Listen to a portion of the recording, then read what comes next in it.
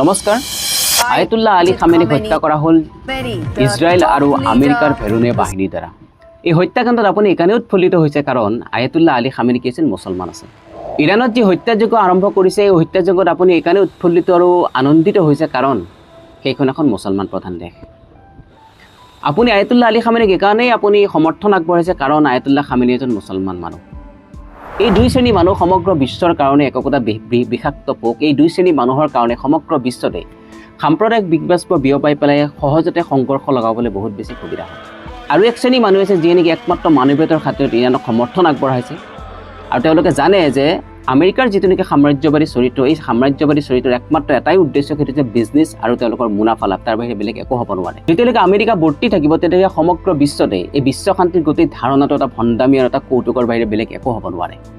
আমেৰিকাৰ যিটো নেকি দাদাগিৰি চৰিত্ৰ আৰু ইজৰাইলৰ যিটো নেকি দাদাগিৰি আৰু শোষণমূলক আৰু দমনকাৰী যিটো চৰিত্ৰ, এই চৰিত্ৰ সমগ্ৰ বিশ্বতে যি অশান্ত জৰ্জৰ কৰিছে, সেই অশান্ত জৰ্জৰ মূল কাৰণ হৈছে আমেৰিকা আৰু ইজৰাইল।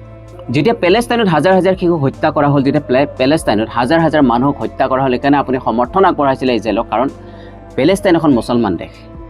যেতিয়া নেকি আফগানিস্তানত হাজাৰ হাজাৰ শিশুক হত্যা কৰা হৈছিল বা চিৰিয়াত বা লিবিয়াত যেতিয়া নেকি হাজাৰ হাজাৰ শিশুক হত্যা কৰা হৈছিল, আপুনি এইকাৰণেই সমৰ্থন আগবঢ়াইছিল আমেৰিকাক কাৰণ এই সকলোবোৰ আছিল মুছলমান, এই সকলোবোৰ আছিল এখন মুছলমান দেশৰ নাগৰিক। আজি আপুনি ইৰাণৰ এইকাৰণেই বিৰোধী কৰিছে কাৰণ ইৰাণ এখন মুছলমান প্ৰধান দেশ। আপুনি ইজৰাইল আৰু আমেৰিকাক এইকাৰণে আপুনি সমৰ্থন আগবঢ়াইছে কাৰণ ইজৰাইল আৰু আমেৰিকাই কোনোবা এখন মুছলমান দেশত গৈ পেলাই কি কৰিছে? আক্ৰমণ কৰি পেলাই হাজাৰ হাজাৰ মানুহক হত্যা কৰিছে।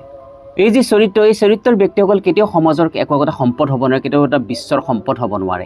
এওঁলোক একো একোটা একমাত্ৰ বিষাক্ত পোক যিয়ে নেকি সমাজখনত একমাত্ৰ বিষবাষ্প বিয়পাই সমস্যাৰে জৰ্জৰিত কৰিব বিচাৰে, বিভিন্ন ধৰণৰ সমস্যাৰ উদ্ভৱ কৰিব পাৰে, বিভিন্ন ধৰণৰ সংঘৰ্ষ সৃষ্টি কৰিব পাৰে। তাৰ বাহিৰে তেওঁলোকৰ কোনো অৱদান নাই সমাজত। কথাটা মনত ৰাখিব, যেতিয়ালৈকে আমেৰিকা বৰ্তি থাকিব, আমেৰিকা বৰ্তি থকা মানে বিশ্ব শান্তি গোটেই ধাৰণাটো এটা অমূলক ধাৰণা।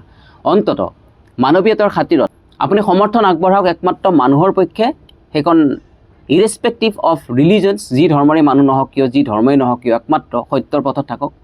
আমেৰিকাৰ গোটেই সাম্ৰাজ্যবাদী যিটো নেকি চৰিত্ৰ সমগ্ৰ বিশ্বই গম পাইছে, যদিও কিছুমান এতিয়াও গোবৰভক্ত আছে যিয়ে নেকি তেওঁলোকে ভালকৈ ধৰিব পৰা নাই যে আমেৰিকাৰ আচল চৰিত্ৰটো কি। আমেৰিকা কাৰো বন্ধু হ'ব নোৱাৰে, আমেৰিকা কাৰো আপোন হ'ব নোৱাৰে। আমেৰিকাৰ একমাত্ৰ উদ্দেশ্য হৈছে যুদ্ধ লগাব লাগে আৰু তাৰ পৰা মুনাফা লভিব লাগে। আৰু বৰ্তমান সমগ্ৰ বিশ্বৰ যে আটাইতকৈ ডাঙৰ যিজন নেকি সন্ত্ৰাসবাদী সেইজন হৈছে বেঞ্জামিন নেতানিয়াহু, ইজৰাইলৰ ৰাষ্ট্ৰপ্ৰধান। ধন্যবাদ।